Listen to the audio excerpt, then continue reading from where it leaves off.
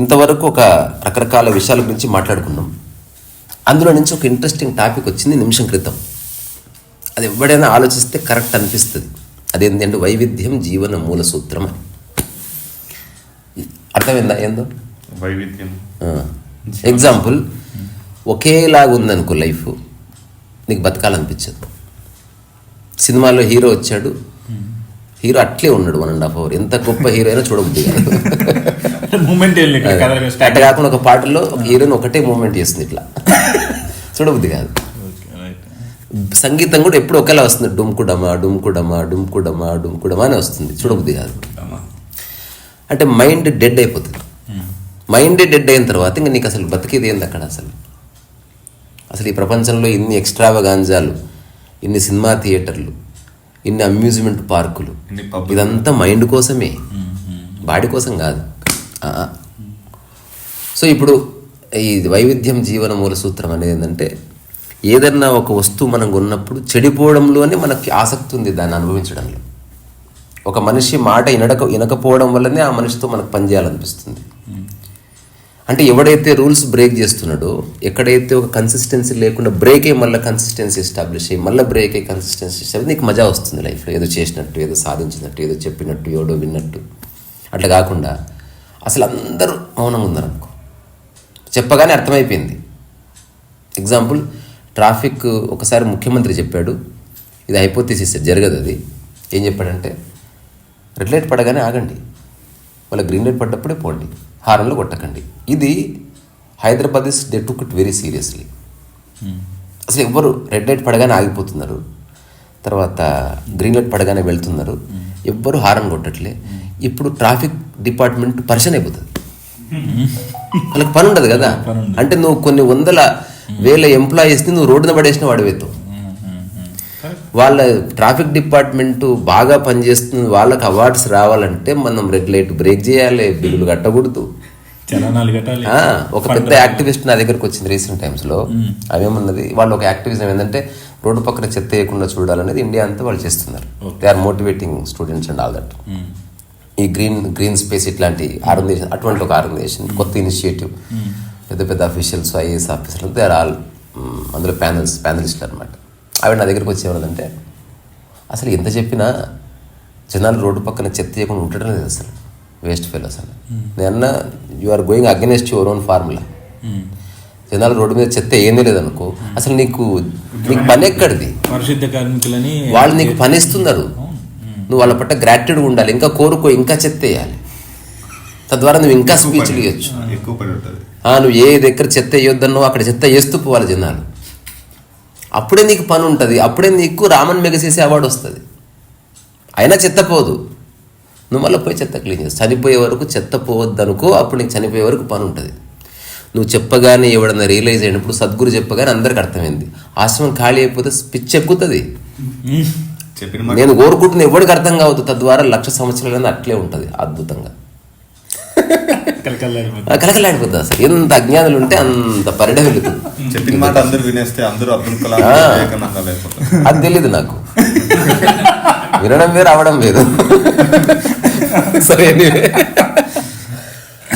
తర్వాత నాకు ఈ కాంటెక్స్ట్ ఎప్పుడు తెలిసిందంటే, ఒక పర్టికులర్ పీరియడ్లో, అంటే కొంచెం ఎక్కువ ప్రకృతితో మమేకమైనప్పుడు నాకు ఈ భావన కలిగింది.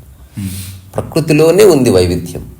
జస్ట్ ఇమాజిన్ చేయి, ఏ ఊరికి పోయినా గులాబీ చెట్లే ఉన్నాయి అనుకో, దాని అర్థం గులాబీ చెట్టు లేనట్టని గుర్తిస్తుంది మైండ్. ఒకటే ఉన్నప్పుడు లేదంటది మైండ్, రెండున్నప్పుడే మైండ్ యాక్టివేట్ అవుతుంది. అంటే అద్వైతం మైండ్ని చంపేస్తుంది, ద్వైతం మైండ్ని యాక్టివేట్ చేస్తుంది. ఇది ఫిలసాఫికల్ గాను, స్పిరిచువల్ గాను, ప్రాక్టికల్ గాను. ఇప్పుడు ఉదాహరణకి, ఏ హోటల్కి పోయినా సాంబార్ రైస్ ఉంది, అన్ని సాంబార్ రైస్ హోటళ్ళకి ఒకడే పంపిస్తున్నాడు. ఇప్పుడు నువ్వు ఏమడుగుతావు హోటల్కి పోయి? సాంబార్ రైస్ అడగాల్సిన అవసరం లేదు, ఉన్నదే అది ఉన్నప్పుడు, ఎన్నిసార్లు తిన్నా అదే టేస్ట్ ఉన్నప్పుడు నీకు చచ్చిపోవాలనిపిస్తుంది. నీకు అసలు ఇంట్రెస్ట్ ఉండదు లైఫ్ అంటే. నీకు ఒకవేళ నువ్వు అనుకున్నట్టు ఏవైతే ఒక వారం రోజులు జరిగినాయి అనుకో, త్వరలో నువ్వు చచ్చిపోతావు. నీకు ఇంట్రెస్ట్ ఉండదు అసలు. నీకు భూమి మీద బతకడానికి మైండ్ ఎవాపరేట్ అవుతుంది. ఒకటి యాక్సెప్ట్ చేస్తుంటే మైండ్ ఎవాపరేట్ అవుతుంది, థాట్ ఎండ్ అయిపోతుంది. థాట్ ఎండ్ అయింది అనుకో అసలు నీ ఎగ్జిస్టెన్సే పోతుంది. అట్లా ప్రకృతిలో ఇప్పుడు ఏదో ఒక చల్లగాలి వచ్చింది, చల్లగాలి వస్తే మంచిగా ఉంటుంది కదా. ఇప్పుడు నీ మాట ప్రకృతి ఉంటుంది అనుకుందాం, మరి చల్లగాలి ఎంత బాగుంది, ఇంకా అట్లే ఉంది 50 ఏంటి నేను అనుకో. అసలు దరిద్రం చల్లగాలి ఏమో ఎప్పుడు ఇదే అంటాను. అందుకే నేచర్లో ఈ యొక్క నిరంతర మార్పు అనేది ఒక అనివార్యంగా ఉంది. ఇది మనకు వర్తిస్తేనే మనం బాగుంటాం. అందుకే సెటిల్ అవ్వకూడదు లైఫ్లో. సెటిల్ అవుతున్నావా నువ్వు మెల్లగా డెత్కి దగ్గర అవుతున్నావు. మరణించే వరకు కూడా సెటిల్ కానీ మైండ్ని. దీన్ని ఒక ఆటగా చూడు, అర్థం చేసి దాన్ని మళ్ళీ గంభీరంగా తీసుకుంటే అందులోపే చచ్చిపోతుంది, వేరే సంగతి. నాగా సీరియస్ తీసుకోవద్దు దీన్ని. ఇప్పుడు ఎండ వచ్చింది సీరియస్ తీసుకోకు, వాన వచ్చింది సీరియస్ తీసుకోకు. మార్పు ఉంది అని గుర్తించు, ఆ మార్పు మనలో కూడా ఉండని. ఇప్పుడు నేను ఇట్లాగే ఉంటా అన్నది కాకుండా సందర్భాన్ని బట్టి అలా ఉంటాను ఇలా ఉంటాను అనడంలో ఒక చిన్న ఫ్రీడమ్ ఉంది. డెవలప్మెంట్ లేదు అసలు లైఫ్లో, డెవలప్మెంట్ ఏముండదు. నీకు అట్లా అనిపిస్తుంది, బాడీ డెవలప్ అవుతుంది, ఓకే, నీ మైండ్ డెవలప్ అయినట్టు అనిపిస్తుంది, ఏం కాదు. అదే బాడీ, పైసలు ఇవన్నీ ఎక్స్టర్నల్గా ఉన్నవి డెవలప్ అవుతాయి. నిజానికి 2 పదాలు ఉంది ఇంగ్లీష్లో, అంటే ఈ పదాలు 2 పదాలు తెలుసు కానీ సంబంధం ఉందంటే తెలియదు. ఎవడన్నా చెప్పండి కదా, డెవలప్మెంట్కి ఎగ్జాక్ట్ ఆపోజిట్ వర్డ్ ఏమైంటుంది ఇంగ్లీష్లో?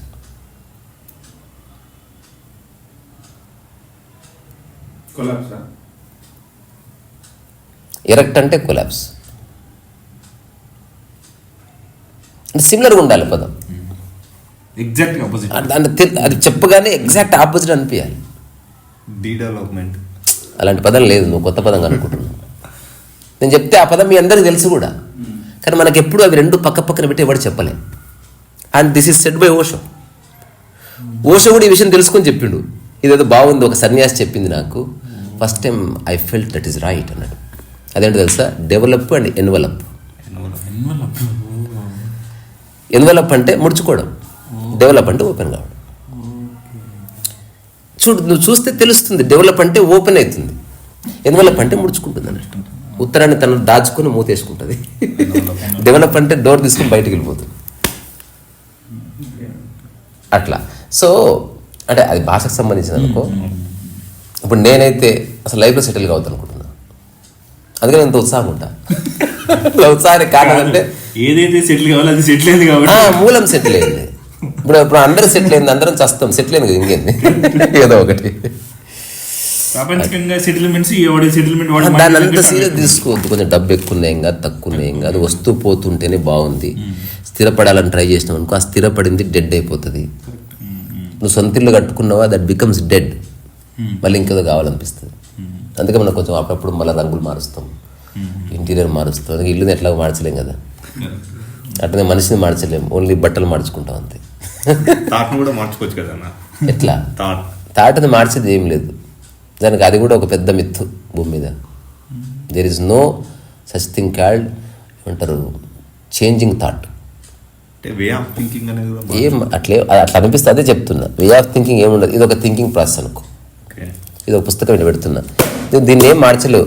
దాని మీద ఇంకో థింకింగ్ ప్రాసెస్ పెట్టడమే ఉంది. దీన్ని ఆల్టర్ చేసేది ఏం లేదు. ఇంకా ఊరికి మనకు అట్లా చిన్నప్పటి నుంచి పిట్టకథలు చెప్పారు. వాడెవడు చూడలేదు, వాడెవడో చెప్పింది నిజం అనుకోవడం, వాడు ఇంకోటి చెప్పడం, ఆయన ఏం చెప్పాడు అట్ట అన్నాడు. కానీ నిజంగా థాట్ని చూస్తే ఒక థాట్ అనేది ఒక కంప్లీట్ కంపోజిట్. అది అయిపోయింది. అది ఇప్పుడు నోకియా ఫోన్ని నువ్వు ఐఫోన్గా మార్చలేవు. నోకియా ఫోన్ కింద పెట్టి ఐఫోన్ ఇచ్చి పైన పెట్టు అంతే. నోకియా ఫోన్ ఎండ్ అయిపోయింది. అట్లా థాట్ ఎండ్ అయిపోయి replace another thought. For example everyday morning 4 o'clock లేవాలన్న థాట్. ఇప్పుడు ఈ థాట్ వర్కౌట్ అవుతలేదు. ఎవ్రీడే 6:30కి లేస్తా అని అనేది ఇంకొక థాట్ తీసుకురా అంతే. నువ్వు ఈ 4:30ని 6:30 థాట్గా మారుస్తలేవు. 4:30 అనే థాట్ ఆల్రెడీ ఉంది, అది అట్లే ఉంది. నువ్వు దాన్ని ఉపయోగించలేవు, పక్కకు పెట్టింగా.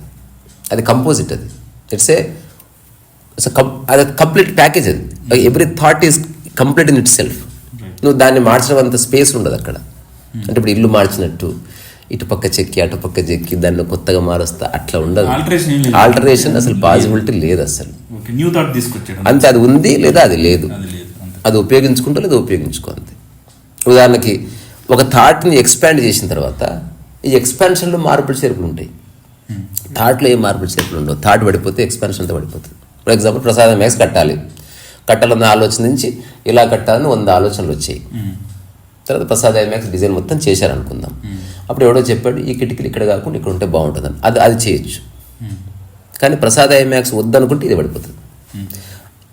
అంటే ఇది పడిపోతే మొత్తం పడిపోతుంది. అట్లా ప్రసాద్ మ్యాక్స్ వద్దు కానీ మనం డిజైన్ డిస్కస్ చేద్దామని ఎవడు అన్నాడు. అసలు ప్రాజెక్టే లేదన్న తర్వాత డిజైన్ ఏంది రాబోయే దొబ్బే అంటారు. అందుకని ఇది నేను అర్థం చేసుకున్నది, నా లైఫ్లో రకరకాల సమస్యలు రావాలి, నన్ను ఉక్కిరి బిక్కిరి చేసే సమస్యలు రావాలి, నా దగ్గర ఉన్న పైసలు హఠాత్తుగా పోవాలి, అసలు పైసలు రావనుకుంటే రావాలి, అసలు మస్తుంది లైఫ్ అనుకునే లోపు దబ్బుక్కున కింద ఓడి మూతి వగలాలి. ఇప్పుడు నీకు మంచి టైం పాస్ అవుతుంది. వీటన్నిటికి అతీతంగా స్థిరంగా ఉండేది అంతా కామెడీ, ఒక కాస్మిక్ ప్లే అనుకో. ఈ స్టేట్మెంట్ జనాలకు పిచ్చకపోతుంది. ఇప్పుడు నేను నా లైఫ్లో నేను సంసారంలో అందుకే ఉన్నా. సన్యాసంలో ఎందుకు లేనంటే సన్యాసంలో అన్నీ వదిలేసిపోతున్నావు. సంసారంలో బాగుంది, ఎక్కడి నుంచన్నా నీకు వచ్చి గజ్జి పట్టుకోవచ్చు, మంచిగా గోక్కోవచ్చు రాత్రి వరకు. అయితే కాన్ఫ్లిక్ట్ సూపర్ఫిషియల్గా ఉంది, అంతర్గతంగా లేదని తెలుసుకున్నా. అంటే డీల్ చేసేవాడు క్లియర్గా ఉన్నాడు, ఆ డీల్ చేసే అంశంలో సంశయాలు ఉన్నాయి. అదొక నేను దానికి ఓపెన్ చేసి పెట్టిన. అందుకే ఇది సలహా కాదు కానీ నేనైతే అనుకుంటున్నా, నా పూర్తి విచక్షణలోనే మాట్లాడుతున్నా. మార్పు అనేది లేకపోతే, అసలు వైవిధ్యం అన్నది లేకపోతే అసలు ఎంత పరమ బోర్ వస్తుంది లైఫ్. ఫర్ ఎగ్జాంపుల్ ఊరికే ఒక 10-20 ఎగ్జాంపుల్స్ ఇస్తే ఎవరికి వాళ్ళు ఆలోచించుకోండి. ఒక ఊరు వెళ్తే అన్ని ఇండ్లు ఒకటేలాగా ఉన్నాయి. నువ్వు 1 కోటి రూపాయలు ఇచ్చినా ఇల్లు అట్టనే కట్టిస్తారు, నీకు ఇంటి మీద ఆసక్తి పోతుంది. నువ్వు ఏ ఊరికి పోయినా పెళ్లి చేసుకోవాలనుకున్నావు, అందరు అమ్మాయిలు ఒకటేలాగా ఉన్నారు, ఒకటే గొంతుంది, నీకు ఇంట్రెస్ట్ పోతుంది. అంటే మైండ్ వైడ్ ఉంటుంది కదా, ఏదున్నా అది ఎండ్ అయిపోతుంది మైండ్. అదే చెప్తాను, ఇప్పుడు నీకు 10 ఆప్షన్స్ ఉంటే అప్పుడు మైండ్ ఏకదమ్ యాక్టివేట్ అవుతుంది. ఒక్కటే ఉందనుకో, అన్ని చోట్ల అదే ఉందని తెలిసిందనుకో, నీకు మెల్లగా మొనాటస్నెస్ వచ్చేస్తుంది. అక్కడి నుంచి మెల్లగా స్లీప్ మోడ్ లెక్క హైబర్నేట్ మోడ్లోకి వెళ్ళిపోయి ఏందిరా భయ్ ఇంకంతే ఏం లేదు. ఇప్పుడు బిర్యానీ అంటే ఇష్టం అని చెప్పి నువ్వు పొద్దున మధ్యాహ్నం సాయంత్రం రోజు అది తిన్నావు అనుకో, నీకు విరక్తి వస్తుంది. 100%. ఇంకోటి, రోడ్డు మీదకి పోగానే నీకు ఎవడన్నా నమస్తే పెట్టాడు అనుకో, నీకు నచ్చుతుంది. అసలు ఏ ఊరికి పోయినా నీకు నమస్తే పెడతారు అనుకో, అసలు నీకు నువ్వు అసలు పోలీస్ కంప్లైంట్ ఇస్తావు. ఇంకొకసారి నువ్వు నాకు నమస్తే వాడుకోవు నువ్వు అంటావు. చూడు, ఏదైనా ఎప్పుడు లేనిది. ఇప్పుడు దానికి ఒక సంస్థ రోజు వస్తుంది, నీకు ఇష్టం ఉందా లేకుండా ఎక్కించకపోతున్నారు, స్టేజ్ ఎక్కిస్తున్నారు, షాల్వా కప్పుతున్నారు, అవార్డు ఇస్తారు, సేమ్ అవార్డు. ఇంకా చూడు, ఇంకా అవార్డు కావాలని నువ్వు కోరుకున్నావు, అప్పుడు కోరుకున్నా, మరి రోజు ఇస్తాం రా అంటే పోవు నువ్వు. నేను రాను సార్, పిచ్చి ఏంది సార్ ఇది, ఇప్పటికి 6 సార్లు పిలిచి ఇది 7వ సారి ఎవడు వస్తాడు సార్, నాకు అర్థం కాదు. ఇంకోటి అవే స్పీచ్లు ఇస్తున్నారు, సేమ్ ఉంది అసలు డిట్టో. కార్బన్ కాపీ ప్రోగ్రామ్ అది. అవును సరే కానీ ప్రోగ్రామ్ టైం అవుతుంది. నేను రాను సార్, నేను రాను అసలు. గేట్లకి ఇట్లా అడ్డం పెట్టి నువ్వు తోసినా పోవు లోపటి. You don't like. ఉదాహరణకి భార్య భర్త అసలు నిశ్శబ్దంగా ఉందని అనుకో, అసలు భార్య భర్తనే కాదు వాళ్ళు ఎవరు అట్టగా. ఫైట్ కాదు, డిఫరెన్సెస్ వచ్చినప్పుడే నీకు రసవత్తరమైన రొమాన్స్ జరుగుతుంది. చాలా మంది, ఇప్పుడు నేను నా అనుభవంలో చెప్తున్నా, నేను చెప్పను ఇది అసలు చెప్పను, ఇది చెప్పేది కాదు. మళ్ళీ ఇది ఎట్లయితే డిస్కషన్ వస్తుంది. నాకు ఆ తొక్కలో డిస్కషన్ అక్కర్లేదు. ప్రతి ఎవరన్నా పర్సనల్గా ఫోన్ చేసి చెప్తా, మనం మాట్లాడుకుంటాం. ఇది రాసి పెట్టుకుంటుండు, ఇది కూడా కోడ్ లాంగ్వేజ్ రాసిన, ఎందుకంటే మళ్ళీ రంజిత్ అర్థం చేసుకుంటాడు. అట్లా నీకేమర్థమైంది జర చెప్పవా, నేనేం చెప్పాను అంటే ఇప్పుడు నేను చెప్పింది నీకు చాలా ఉపయోగపడుతుంది. అంటే ప్రస్తుతం నిన్ను ఎంజాయ్ చేసింది, నిన్ను ఎంగేజ్ చేసింది అదే బేసికల్. చెప్పు. వైవిధ్యం అనేది ఉండాలి లైఫ్లో. అది ఉంటేనే, ఫస్ట్ ఆఫ్ ఆల్ అది రాగానే భయపడతాం, యాక్చువల్లీ బాధపడతాం. కానీ అది ఉంటేనే నీకు లైఫ్ జీవిస్తున్నట్టు తెలుస్తుంది. అవును. అండ్ దాన్ని సీరియస్ తీసుకోకుండా నువ్వు వైవిధ్యం ఉన్నా, నీకు ముందే ఆ నోటీస్ ఉంది కాబట్టి, వైవిధ్యం వస్తుందని తెలుసు కాబట్టి, ప్రిపేర్ అయి ఉన్నట్టు ఉంటుంది కాబట్టి నువ్వు దానికి టెన్షన్ పడకుండా ఉంటావు. అంతే. దాన్ని ప్రాపర్ గా డీల్ చేసుకుంటూ వెళ్ళిపోతావు. ఇప్పుడు ఇది వచ్చింది, నెక్స్ట్ ఇది వస్తుంది అన్నట్టు వెళ్ళిపోతూ ఉంటుంది. లేదు మునాటిని ఒకటిలా ఉంటే బోర్ కొడుతుంది. బోర్ కొట్టి ఇంకా సో వైవిధ్యము డీల్ చేసేవాడిలో ఏ వైవిధ్యము లేదు. అతను అనుభవించే విషయాల్లో వైవిధ్యం ఉండాలి. డీల్ చేసేవాడు వైవిధ్యం ఉందనుకో, వాడు స్ప్లిట్ పర్సనాలిటీ లెక్క. అంటే వాడికి ఏది సాల్వ్ చేయలేడు. ఇప్పుడు నువ్వు ఈరోజు కోతి మనస్సు ఉంది నీకు, రేపు చింపాంజీ మనస్సు ఉంది, ఎల్లుండి హ్యూమన్ మైండ్ ఉందనుకో, నువ్వు ఏది అర్థం చేసుకోలేవు, నువ్వు హ్యూమనే, అది ఫిక్స్ అయింది. అట్లనే జీవితం యొక్క మూలము తెలిసింది, ఏం జరిగినా వచ్చినా పోయినా నా మూలస్థితి మారకుండా చూసుకుంటా అనేది ఓకే. కానీ చుట్టుపక్కల ఉన్నవి మారుతులేవనుకో, ఈ మూలస్థితి మెల్లగా డిసప్పేర్ అయ్యే ప్రమాదం ఉంటుంది. అంటే ఎగ్జిస్టెన్సే క్లోజ్ అయ్యే ఒక ప్రమాదం ఉంది. నీకేమర్థమని చెప్పు, జస్ట్ ఊరికి తెలుసుకుందామని. ఏ సమస్య లేకపోవడం పెద్ద సమస్య. అబ్సల్యూట్లీ, నిజంగా నా లైఫ్లో ఎవరికైతే చాలా ప్రాబ్లమ్స్ ఉన్నాయో వాళ్ళు ఫిజికల్గా కూడా బాగుంటారు. ఎక్కువ తిన్నారు కదా, మంచిగా అసలు కొవ్వు పట్టదు. అదే ఏ సమస్యలు అసలు ఏమీ లేవన్నాడు, బాగా తిని ఊబకాయం వచ్చి అట్లా అట్లా అట్లా. అందుకని సమస్యలు ఉండాలి. కాబట్టి మనం సాల్వ్ చేయడానికి మన మైండ్ని ప్రిపేర్ చేయాలి, కానీ సమస్యలను ఇరికించుకోవద్దు. జస్ట్ ఒక ప్లే, ఒక గేమ్, ఒక ఆటలాగా నిరంతరం ఇరుక్కోవద్దు అట్లా. అవును, బయట నుంచి సర్కిల్ బయట నుంచి వచ్చి చూడాలి. ఇది ఎట్టుందంటే, నేను ఒక చిన్న ఇన్సిడెంట్, ఒక అదేంది రోడ్డు మీద వస్తుంటే ఫెవిక్విక్ ఉంటుందా, అది గట్టిగా అత్త చూడదు, ఫెవిక్విక్ కదా, అది దొరికింది చిన్న ట్యూబ్, అది ప్యాక్లో ఉంది. నేను ఒక ఫ్రెండ్ వెళ్తున్నాం వాళ్ళ ఇంటికి, వాడు మంచి క్రియేటివ్ తగడా బ్యాచ్ అది. ఆ తర్వాత ఒక నిమిషం చూద్దాం, ఇది ఫెవిక్విక్ డేంజర్, అతుకుతుంది అని చూస్తే సీల్ ఉంది. ఎవడో పాపం పడేసుకున్నటువంటి సీల్ది, ఇది మంచిగా అతుకుతుంది రీసా, తెలుసు నాకు. వాళ్ళ ఇంటికి వెళ్ళాం, టీ తాగాం. వాళ్ళ భార్యని అడిగాడు, ఏమో నిరిగిపోయిన వస్తువులు ఉన్నాయా అని అడిగాడు. లేవన్నది. కప్పరగొట్టి అతికి పెట్టాడు. అసలు ఇట్లా ఇట్లా తీసి టప్పున కొట్టాడు, ఇట్లా కొండి ఇరిగిపోయింది, ఇట్లా అతికి పెడుతుంటే అన్నాడు. అక్కడక్కడ చిన్న చిన్న ముక్కలు పడ్డాయి, అన్ని ఏరి నీట్గా అతికి పెట్టాడు. వాళ్ళ భార్యకి తెలియదు కూడా తెలియదు అసలు ఈ విషయం. ఫెవికల్ మాత్రం వృధా కాలేదు, ఫెవిక్విక్ వృధా కాలే. నా అర్థం, సమస్య లేనిది క్రియేట్ చేసి దాన్ని సాల్వ్ చేయడం ఉంది. ఇప్పుడు అందరి పొలిటీషియన్ చేసేది అది. అదొక ప్లే, అది చిన్న ప్లే, అంతే కదా. ఉంటే సాల్వ్ చేస్తారు, లేకపోతే ఏదైనా వచ్చిద్దని చూస్తారు, మనం వెయిట్ చేస్తారు. అది ఎవడో అన్నాడంట, స్విమ్మింగ్ పూల్ పోదాం పదా అంటే వాడు నగ్నంగా వచ్చాడంట కారు దగ్గర. అంటే ఇంకా అక్కడ పోయినా బట్టలు ఇప్పేది ఎప్పుడే చెప్తా అన్నాడు. సో అట్టకు నిజానికి ఇది పెళ్లికి చెప్పుకోవాలి. మన ఒక కాంటెస్ట్ చెప్పారన్న, అది చెప్పబోయి మళ్ళా ఈ తొక్కలో మనోభావాలు అదేదో నాకు తెలియదు కానీ దెబ్బతింటని చెప్పిన చెప్పు. మన ఒక కాంటెస్ట్ చెప్పారు, ఉండే ప్రాబ్లమ్స్ ఉండని కొత్త ప్రాబ్లమ్స్ క్రియేట్ చేసుకో. అవును, మళ్ళీ ఇది ఇప్పుడైతే కప్పు ఇరుక్కొట్టి మళ్ళీ అసలు ప్రాబ్లం కాదు అది, నువ్వు అతికిస్తావని తెలిసిన తర్వాత. ఇప్పుడు వాళ్ళ భార్య చేయర కొట్టాడే ఉన్నా, అతికిచ్చేవే ఇరగొట్టాడు తప్ప వేది పడుతుంది. ప్రాబ్లం అంటే నువ్వు సాల్వ్ చేయగలిగేది క్రియేట్ చేసుకో, నువ్వు సాల్వ్ చేయలేదు నువ్వు ఎట్లా చేస్తావు, అది నీ చేతులు లేదు. ఇంకా నువ్వు సాల్వ్ చేసేదే అంతే. ఇప్పుడు దీన్ని బట్టి నాకు ఒకటి అవుతుంది, ఎప్పుడైతే వాడు ప్రాబ్లమే కాకుండా ఒక జస్ట్ ప్లే లాగా చూస్తాడు, వాడు ఎంజాయ్ చేస్తాడు, దాన్ని చేస్తాడు. సాల్వ్ అయినా కాకపోయినా ఎంజాయ్మెంట్ అయితే మిగులుతుంది యాక్చువల్గా, అదైతే క్లియర్. సో అందులో ఎక్స్పర్టైజ్ కూడా అంటే వస్తా ఉంటుంది కదా, ఈజీ వస్తుంది. రెండు ఉన్నాయి. ఇంపాక్ట్ అయితూ ప్రాబ్లమ్ సాల్వ్ చేసేవాడు సఫర్ అవుతాడు. ఎగ్జాక్ట్లీ. ఇంపాక్ట్ అవ్వకుండా ప్రాబ్లమ్ సాల్వ్ చేసేవాడు అర్థం చేసుకుంటాడు, ఎంజాయ్ చేస్తాడు, జీవితం యొక్క మూల సూత్రం తెలుసుకుంటాడు. అందులో ఏ డౌట్ లేదు. అట్లా కానీ ప్రతి ఒక్కడు ఏమనుకుంటాడు, ఏ ప్రాబ్లం రాకుండా ప్రశాంతంగా ఉండాలి. అది కుదరదు. అది ఏ ప్రాబ్లం వచ్చినా ప్రశాంతంగా ఉంటాను అనుకోవాలి. ప్రశాంతతలో నుంచి అన్ని ప్రాబ్లమ్స్ సాల్వ్ చేస్తా అనుకోవాలి. కరాని ప్రాబ్లమ్స్ నేను ఆవాహన చేస్తున్నా, అసలు ఏం ప్రాబ్లమ్స్ నేను పిలుస్తున్నా, అష్టదేవతలారా నేను సిద్ధంగా ఉన్నా రండి అన్నాడు కదా ఆయన. మగధీరన సినిమా పేరు ఏంది, రామ్ చరణ్ మగధీరనే కదా, అందులో అంటాడు కదా, షేర్ ఖాన్ ఇద్దరిని కాదు 100 మందిని పంపంటే తనకు ఒక క్లారిటీ ఉంది కాబట్టి పిలిచాడు. 100 మంది బదులు 150 అంటే మగధీర చచ్చిపో. 100 మంది వరకే అతన్ని హ్యాండిల్ చేయగలడు. ఇప్పుడు 1000 మంది పంపిస్తే 100 మంది కాదు, నేను 1000 మందిని పంపిస్తున్నా అంటే అవుట్. మగధీర సంకా కత్తి పెట్టుకొని చెప్పు 100నే అన్నా, నువ్వు 100 కంటే ఎక్కువ పంపకూడదు. అందులో ఏ బలం లేదు, బలహీనతనే ఉంది. నువ్వు ముందే షేర్ ఖాన్ 100 మందిని పంపడం తప్పు అయిపోయింది. ఆ రోజు 200 మందిని పంపితే అసలు కథ వేరే ఉండేది కదా. 100 ఉన్నా కానీ 200 అబద్ధం చెప్పినా కానీ అయిపోయింది. అది సో ప్రాబ్లమ్స్ అనేవి ఖచ్చితంగా వస్తాయి. They are not problems, I say they are situations. అంతవరకు సిచ్యువేషన్స్ అంతవరకు. ఇప్పుడు పర్సు పోయింది, ఇట్స్ ఎ సిచ్యువేషన్.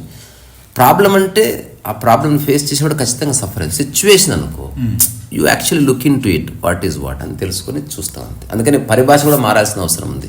ప్రతిదాన్ని ప్రాబ్లం అనుకోవడం మానేయాలి, ప్రతిదాన్ని గిల్ట్గా చూడడం మానేయాలి, ప్రతిదాన్ని బ్లేమ్ అనుకోవడం మానేయాలి. అట్లా అనుకునే కొద్దీ ఆ పదాలకు ఒక గ్రావిటీ ఉంది. ఇప్పుడు కొందరు ఉంటారు, నేను పాపి పాపి పాపి అనుకుని నిజంగా పాపులు అయిపోతారు వాళ్ళు. కొంతమంది చాలా మంది ముఖం మాడిపోతుంది వాళ్ళది, పాపులు అనుకోని. ఇది ఎవరిని ఉద్దేశించి అంటలేదు, అట్లా అనుకోకండి. అంటే నువ్వు అట్లా అనుకుంటే అది అయిపోతావు. ఒక్కసారి 2 సార్లు కాదు, అట్లా అనుకోని మైండ్ అనుకుంటుంది వీడిని పాపం చేసేద్దాం చెల్లి. యద్భావం తద్భవతి అట్లా. సో వైవిధ్యం జీవన మూల సూత్రం. సో వైవిధ్యం కోసం మనం కూడా ప్రయత్నం చేయాలి. అంటే గిన్నె బోర్లేసిన గిన్నె మీద కూర చేయాలి ఒకరోజు. ట్రై చేయాలి, మజా వస్తుంది అసలు. ఒకరోజు నేను చెప్పింది చేయండి, నేను చేసి చెప్తున్నా. అలాగని మన సినిమాలు వేస్తారు కదా, ఇంటి దగ్గర ఈ స్టంట్స్ చేయొద్దు అని ఒకటి వేస్తారు. అటువంటి నేనేం వేస్తానని ట్రై చేయండి, ఏం కాదు.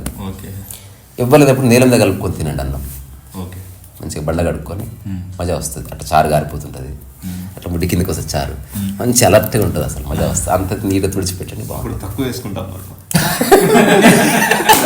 ఇష్టం అది. అట్లా కాదు, ఒకప్పుడు చాలా ఏన్షియంట్ టెంపుల్స్ ఇంతకుముందు యాక్చువల్గా చెప్పాలంటే కిందనే వచ్చేవారట. అవును, అబ్సల్యూట్లీ.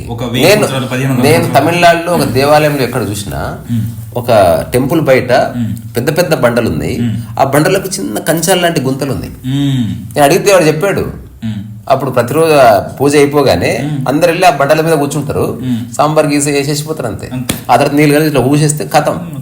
అదేంది శాశ్వతమైన కంచాలు అవి. అది కరెక్ట్. నేను భవిష్యత్తులో తప్పకుండా చేస్తాను. నాకైతే ఇలా ఒక చెట్టును కూర్చోవాలనుకుంటున్నా కాబట్టి నేను కూర్చునే బండల్లో అక్కడక్కడ చిన్న చిన్న గుంతలు పెడతా. ఏ గంత దగ్గర ఉంటే నా గుంత కడుక్కోవడం, తినేసడం, గుంత తుడిచేయడం అయిపోయింది అంతే, బాధ కథ. చిన్నప్పుడు విస్తరాకులు వచ్చేటి ఒక చెట్టు నుంచి తీసారు చిన్న ఆకులు. అవును, మోదుగాకులు. దానికి కుట్టింటారు అనమాట, మోదుగాక. దాంట్లో అన్నం పెట్టుకుంటే అది నిజంగానే కిందికి వచ్చేస్తుంది. అంటే ప్రకృతికి దగ్గర ఉండడం, ప్రకృతి తత్వాన్ని అర్థం చేసుకోవడం, ఆర్గానిక్ అన్నది. ఇంకొక చిన్న విషయం, ఒక చిన్న కథ చదివా, తెనాలి రామకృష్ణుడి గురించి చెప్తారు. ఇది ఎవరికైనా చెప్పుకోవచ్చు. అంతా ఊరు బయటకు పోయిన తర్వాత బాగా ఆకలిస్తుందంటే, ఆకలిస్తుందంటే మరి ఎలా అంటే కొంచెం ఫుడ్ ఏదో వండారు. వండిన తర్వాత మరి ఫుడ్ ఎట్ట తిందాలంటే అక్కడ అరటితోటి ఉంది, మరి అరటితోటి ఎవరిదో ఏమో అంటే తెనాలి రామకృష్ణ అన్నంట, ఎవరిదైతే మనకి ఎందుకు అరటాకులు కావాలి, తెంచుకొని తింటే అయిపోతుంది అనగానే పోయారు, అడ్డగోలు తెంపుకున్నారు. తెనాలి రామకృష్ణుడు కూడా ఒక అరటాకు ఇస్తే నాకొద్దండి నాకొద్దు అన్నాడంట. అందరు అరటాకులు పెట్టుకుని తింటే మనోడు బండ మీద తింటున్నాడంట. అంతలో ఓనరు అలానే వచ్చాడు. అందరిని చూసిన తర్వాత అందరి పైవల కొట్టి తెనాలి రామకృష్ణ మాత్రం ఏమనలేదంట. ఆడు చెప్పాడు, సలహా వేయడం వరకు నేను ఎందుకు చేస్తా అన్నాడు. నాకు తెలుసు. ఎట్లుందంటే స్టాక్ మార్కెట్ లో పెట్టుబడి పెట్టండి, కండిషన్స్ జాగ్రత్తగా. అది అంతే. చెప్పు మణికంట, చెప్పబోయినా ఏదో. ఓకే, అది ఇప్పుడు మాకు కూడా అలాగే సలహా ఇచ్చినట్టేనా? లేదు నేను మంచి ప్రశ్న, దానికి క్లారిటీ ఇస్తున్నా. నేను ఆచరిస్తున్నది చెప్పడం వేరే, అది సలహా కాదు. నువ్వు చూసి విని నీ యొక్క అంతశ్చేతనలో నీకు నిర్ణయం జరగాలి. నేను చెప్తున్న విషయాలు నేను సలహా ఇచ్చిన ఎంతసేపు పాటిస్తావు, 2 రోజులు, 10 రోజులు, 20 రోజులు, ఆ తర్వాత మళ్ళీ నీ పూర్వమనసు వచ్చేస్తుంది. ఎప్పుడైతే మూలాన్ని గ్రహిస్తాడో వాడు జీవితకాలానికి మారు. నిన్న రవి గారు వచ్చారు, ఇక చాలా అనిపించింది నాకు అన్నాడు. నిన్న ఆయన ఏం మాట్లాడినా ఒక్క తప్పు దొరకలే, అసలు లేదు తప్పు. ఆయన మూల నుంచే మాట్లాడుతున్నాడు, ఎవరేం మాట్లాడినా సరి చేస్తున్నాడు, మూల నుంచే మాట్లాడుతున్నాడు. ఏదో చర్చ వస్తే నాకు చర్చల మీద ఆసక్తి రెండు చాలా అనిపిస్తుంది, నాకు మస్తు మాట అన్నాడు. సింపుల్, ఇంక అసలు సోది లేదు, ఇంక అయిపోయింది. అదేంది 3 ఏళ్ల క్రితం నేను పరిచయం, కానీ అప్పుడు అది లేదు, మధ్యలో అసలు నేను మాట్లాడలేదు. కానీ సంథింగ్ చేంజ్, అది ఆయన స్వయం ప్రేరితం వల్ల కావచ్చు, లేదా వేరే వాళ్ళ సాయం వల్ల, డజంట్ మ్యాటర్. అట్లా ఎక్కడి నుంచన్నా మార్పు స్టార్ట్ అవ్వచ్చు. అయితే నిజమైన మార్పు అంటే ఏంది, ఇంకా మారింది, ఇంకా అది రాలేదు. ఇంకా నిజంగా సైకిల్ రావడం అంటే ఏందో తెలుసా, పడిపోకుండా అయిపోయింది. అంటే ఒక్కసారి నిలబడ్డ తర్వాత ఇంకా పడిపోవడం ఉండదు, అప్పుడు నిజంగా వచ్చినట్టు. అప్పుడు మాత్రమే ముందుకు పోతాం. అది ముందుకో ఎన్నికో, నేను చెప్పేది సైకిల్ మర్చిపోబడదు. ఇంకా ఇంకోటి, నేను చిన్న ప్రశ్న అడిగితే జవాబు చెప్తారా? తర్వాత నేను మీరు చెప్పకపోతే ఆన్సర్ చెప్తే సూపర్. ట్రై చేస్తున్నా. మనిషి చాలా నేర్చుకుంటాడు, మర్చిపోతాడు. కానీ సైకిల్ కానీ ఈత కానీ మర్చిపోడు. ఎందుకు? కింద పడతాడు కాదు, అంటే సరే దానికి మూలం ఆన్సర్ చెప్పాలి. ఎందుకంటే మజిల్ మెమరీ అది ఇంకేదన్నా అంటే ఇప్పుడు నీళ్ళలో పడేవాడు చెప్తా. ఒక్క నిమిషం. నీళ్ళలో నాకు తెలిసినంత వరకు ఈత మర్చిపోరు, అదైతే క్లియర్ కదా. ఇప్పుడు నీళ్ళలో పడిపోయిన తర్వాత ఇప్పుడు ఒక్కసారి నీళ్ళలో పడిపోయిన తర్వాత ఒకవేళ వాడు మర్చిపోయినా అని అనుకున్నాడంటే మునిగిపోతాడు, చచ్చిపోతాడు. అవన్నీ కాదు నేను చెప్పేది. అంతఃచేతనంలో అది యాక్చువల్ గా అది దానికి ట్రైన్ చేస్తాం కాబట్టి మనకి తెలియకుండా ఎంత గంభీరమైన answers okay. Okay. Is there any simple Simple answer answer, universal ఎవడైనా ఒప్పుకునేది? ఓకే. సబ్ కాన్షియస్ మైండ్ లో స్టోర్ అది మళ్ళీ చాలా సీరియస్ ఆన్సర్. అవన్నీ యాక్సెప్ట్ చేస్తున్నా, నేను దాన్ని డినే చేస్తాను. ఇప్పుడు మర్చిపోకపోతే మళ్ళీ కొత్తగా నేర్చుకోలేదు కదా, అది ఓకే. నీకు ఇది వచ్చా? ఇది వస్తుంది. వచ్చా? అంటే రాకపోతే నేను నా అబ్జర్వేషన్ లో ఈత ఒక్కసారి నేర్చుకున్న తర్వాత 20 ఏళ్ళ తర్వాత దుంకినా నువ్వు ఈత కొడతావు, కరెక్ట్. అది క్లియర్. అది అంటే అది పోదు. కానీ కొందరు పాటలను నేర్చుకుంటారు మర్చిపోతారు, ఏదైనా పాట నేర్చుకుంటారు మర్చిపోతారు, లేదా భరతనాట్యం అంటారు ముద్రలు మర్చిపోతారు. Correct. ఇవన్నీ మర్చిపోబడతాయి. వై? ఎందుకంటే రెండూ చేస్తుంది ఒకటే అయినప్పటికీ ఒక దాంట్లో మరపు ఉంది, ఒక దాంట్లో అసలు మరపు లేదు. ఇది నేను జెన్యున్గా ఎంక్వైరీ చేసిన పుస్తకాల్లో నాకు ఆన్సర్ దొరకలే, ఓకే. నేనే కనుక్కున్న ఆన్సర్. నేను try చేస్తాను. చెప్పు లాస్ట్. అది మామూలు స్కిల్ కాదు, ప్రాణాన్ని కాపాడే స్కిల్ కాబట్టి వాడు చాలా తీక్షణంగా దాని మీద ప్రయత్నిస్తారు కాబట్టి అది పొట్టబట్టి అది ఇంకా పోవడానికి వీల్లేదు. మిగతా ఇప్పుడు ఇతను చెప్పిన దాంట్లో ఆన్సర్ ఇంకా సింప్లిఫైడ్ ఇంకా అంటే ఎండ్ అయిపోతాడు. ఏ నేర్చుకోవడానికి మరణాన్ని లింక్ ఉంటుంది, అది మర్చిపోబడదు. ఎందుకంటే నువ్వు నేర్చుకోవడంలోనే ఒక సీరియస్నెస్ ఉంటుంది. రెండవది అట్లా ఏదైనా సరే మరణానికి లింక్ పెట్టి నేర్చుకుంటే ఏది మర్చిపోబడదు. ఇది ఒక పద్ధతి అనమాట. ఇప్పుడు ఉదాహరణకి నువ్వు యూట్యూబ్ చేస్తున్నావు, మరణానికి లింక్ పెట్టి చెయ్యి. నేను ఈరోజు యూట్యూబ్ చేయకపోతే మరణించినట్టు అది. అంటే ఆ సీరియస్నెస్ ఉన్నప్పుడే అది గుర్తింపబడుతుంది. అందుకే మనం ఒట్లు పెట్టించుకుంటాం, కొంచెం సీరియస్నెస్ వస్తుంది. సన్యాస దీక్షకు కూడా ఇదే అంత సూత్రం. సో గురువు దగ్గరకు వచ్చి కాళ్ళు మొక్కి ఇనిషియేషన్ తీసుకుంటే గురువు కొట్టినా నేను చంపినా నీ బావు కోసమే నువ్వు ట్రస్ట్ చేయాలి. సో యాక్చువల్గా నీ లైఫ్ థ్రెట్లో ఉంటుంది గురువు దగ్గర. నీకు ఫ్రీడమ్ చిన్నది డోంట్ టేక్ ఇట్ సీరియస్లీ. ఇప్పుడు ఈ రోజు నేను 4-10 పేజీలు రాద్దాం అనుకున్నా, మెసేజ్ రేపు రాస్తే ఉన్నది. ఇది మరి కాంట్రాస్ట్ ఉంది కదా, రాస్తున్నావు కదా అంతే. మరణానికి లింక్ పెట్టుకుంటే ఇప్పుడు ఈ రోజు రాకపోతే నేను పెట్టినా అంటలేను, అంటే అట్లా చేస్తే గుర్తుంటుంది అంటుంది అంతే. అంటే గుర్తుండాలనుకుంటే అది పద్ధతి అంతే. కొన్ని గుర్తున్నా లేకపోయినా నువ్వు గుర్తు పెట్టుకోవాల్సింది. ఇప్పుడు ఈత కొడుతున్నావు, ప్రపంచంలో ఎవడు ఈత కొట్టిందా దానికి మరణం అనివార్యంగా ఉంది కాబట్టి వాడు కరెక్ట్గానే గ్రాస్ప్ చేస్తాడు. ఈత విషయంలో హైపోథిసిస్ ఉండవు, వస్తుందా రాదా రెండే ఉంటాయి. కొంచెం కొంచెం వచ్చు అనేదే ఉండదు. ఇద్దరు తేలుతావు లేకపోతే మునుగుతావు అంతే. మిగతావన్నీ ఆప్షనల్. అట్లా కాకుండా నిజంగా ఎవడన్నా ఏదైనా ఒక సబ్జెక్ట్ ఎంచుకున్నాడు అనుకో, వాడు దానికి లింక్ చేస్తే దాని సీరియస్నెస్ వస్తుంది. దానికి మళ్ళీ ఇప్పుడు ఈత నేర్చుకున్నాడు. ఇంకోటి నేను ఒక చిన్న ప్రశ్న అడుగుతా, వేరే వాళ్ళ సహాయం లేకుండా ఈత నేర్చుకున్న వాళ్ళు ఎవరు ఉన్నారా? మనుషుల గురించి అడుగుతున్నా. అంటే మీరు ఎప్పుడైనా చూసారా? కనుక్కోండి. Very difficult. అంటే ఆ థాట్ కూడా రాదు. ఓకే, ఎందుకంటే వాడికి ధైర్యం సరిపోతుంది. థాట్. అందుకని ఖచ్చితంగా అలాంటి విషయాల్లో గురువు సహాయం అవసరం అవుతుంది. ఇప్పుడు నేను మరణానికి లింక్ పెట్టాలనుకున్నది గురువు సహాయం ద్వారా నేర్చుకునే విషయాలకే వర్తిస్తుంది, మిగతా అన్నిటికి వర్తించదు. అంటే అది నువ్వు చేయలేవు, నీకు ధైర్యం సరిపోదు, నీ వల్ల కాదు. అప్పుడు ఒక వ్యక్తి నేనున్నాను రా అంటాడు, అతను ప్రమాణంగా నిలబడతాడు, అతను మరణానికి లింక్ పెడతాడు దాన్ని, అప్పుడు అది వర్కౌట్ అవుతుంది. మిగతా అన్నిటికీ ఇప్పుడు పుస్తకానికి లింక్ అవసరం లేదు. పుస్తకాన్ని రాసిన ఏం కాదు, రాయకపోయినా ఏం కాదు. అట్లా ఈత కొట్టినా ఏం కాదు, కొట్టకపోయినా ఏం కాదు అనుకుంటే ఏం కాదు. ఇంకా నీళ్ళలో దిగావా, then this term comes in to be. నేను ఎట్లా నేర్చుకున్నాను కదా సార్, ఎవరిని నేర్పించారు, నువ్వు ఒక్కడివి నీళ్ళ దగ్గర పోయావు చెప్పు ఫస్ట్. నడుము తాడు కట్టేసి ఆయన గట్టి మీద కూర్చొని అయిపోయింది కదా బాత్ ఖతం. ఈత కొట్టేవాడిని కాదు, ఆ తాడు పట్టుకొని పైకి ఎక్కించేవాడిని. అది నీ ఇష్టం, అది ఓకే. అది నేను చెప్తున్నది వేరే వాడి సహాయం లేకుండా వానంతకు వాడే నీళ్ళలోకి పోయి ఈత ప్రయత్నం చేయడం అన్నది ఇట్స్ వెరీ డేంజరస్ థింగ్. ఈత రానంత వరకు నీళ్ళంటే ఎంత భయం ఉంటుంది అంటే అంత భయం ఉంటుంది. అసలు ఇట్లా వేలు కూడా పెట్టారు. వేలు పెట్టలేదు.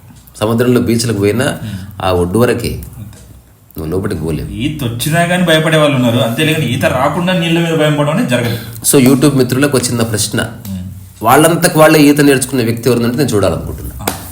అంటే అక్కడ ఎవరు ఉండకూడదు, ప్రిమిసెస్ లో కూడా. రెండోది, అక్వేరియంలో చేపలు తీసుకురావద్దు. Talking about human beings. కుక్కలకు వస్తుంది, అన్ని ప్రాణులకు వస్తుంది. మనిషి వాడంతకు వాడు నీళ్ళలో దిగడం నేనైతే ఎప్పుడు చూడలేదు.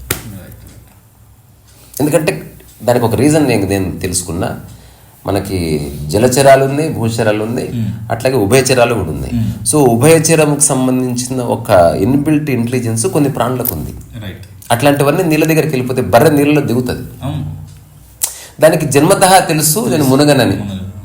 ఏ బర్రె ఈత నేర్చుకోదు, ఏ కుక్క ఈత నేర్చుకోదు, దానికి ఎవడు తాడు కట్టి నేర్పడు. ఈ కుక్కకి ఈత వస్తుంది అంతే. కానీ మనిషి ఉభయచరం కాదు, జలచరం అంతకంటే కాదు, వాడు భూచరమే. అందుకని అసలు వాడి బ్లడ్లో, వాడి ఇంటెలిజెన్స్లో ఆ డైమెన్షన్ కొంచెం కూడా ఉండదు. అది రిజువినేట్ చేయాల్సి వస్తుంది వేరే వ్యక్తి. అందుకే ఫస్ట్ చాలా భయం అవుతుంది. అసలు నీకు అర్థం కాదు, నీళ్ళు అర్థం కావు, అసలు నీకు ఈత వస్తుందా? అందుకే ఆశ్చర్యంగా నీకు ఓకే. సో ఈత నేర్చుకోవాలంటే చిన్న టెక్నిక్ ఉంది. స్విమ్మింగ్ పూల్స్కి అటు ఇటు వెళ్ళకండి. ఒక మంచి బంటలు క్లీన్ చేసుకుని ఒక గ్లాస్ నీళ్ళు పోయాలి. పోసి ఫస్ట్ ఊరికి ఇట్లా ఇట్లా అంటుంటే వస్తుంది. అంటే అలవాటు అయిపోయింది.